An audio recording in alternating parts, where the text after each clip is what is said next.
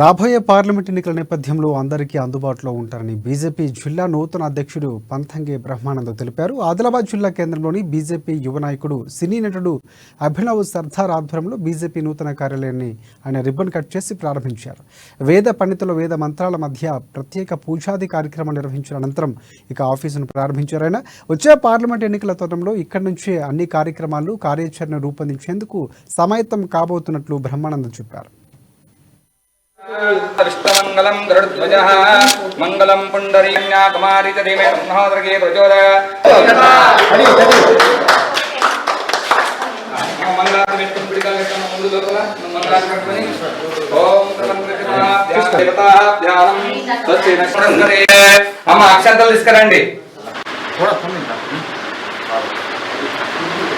ఈరోజు ఆదిలాబాద్ పట్టణంలో బీజేపీ కార్యాలయాన్ని ఓపెన్ చేయడం జరిగింది.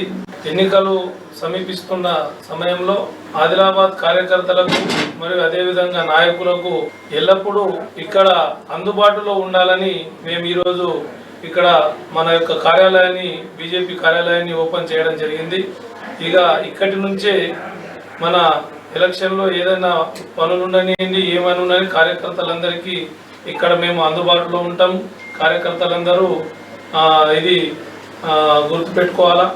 మేము కంటిన్యూస్గా ఆదిలాబాద్ వచ్చినప్పుడల్లా ఇక్కడ ఈ ఆఫీస్కు రావడం జరుగుతున్నది.